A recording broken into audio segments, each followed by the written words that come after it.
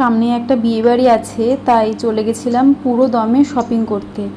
প্রথমেই গেছিলাম একটা ব্যাঙ্কোয়েট হলে, একটা এক্সিবিশন ছিল, তো সেখান থেকে কী কী কিনেছি সেটা নিয়ে একটা ডিটেলস ব্লগ আসছে, তো তোমরা দেখে নাও এখানে জাস্ট কী কী আছে, যদিও ডিটেলসে ব্লগ আসবে।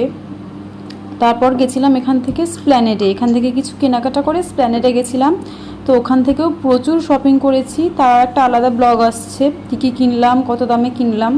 আর দেখো এখন তো ঈদের সময়, তাই শ্রীলেদারে ভিড়টা দেখো একবার, মানে পা রাখা যাচ্ছে না এত ভিড়।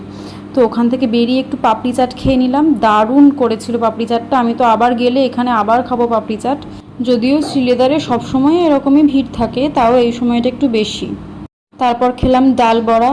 যাই বলো, এই শপিং করতে এসে টুকটাক খেতে কিন্তু হেভি লাগে, আর স্ট্রিট শপিং করতে এলে স্ট্রিট ফুড খেলে একটু এনার্জিও পাওয়া যায়। এই দেখো কাকে দেখতে পেয়েছি। পিসমনির কথা শুনে আবার খিদে পেয়ে গেছিলো, তাই স্প্ল্যানেডের একটা ফেমাস দোকান থেকে আম লস্যি খেয়ে নিলাম, মন ভরেনি তাই তারপর আবার নিয়েছিলাম প্লেন লস্যি। এভাবেই শেষ করলাম আজকের দিনটা, দেখা হচ্ছে পরের ব্লগে, বাই।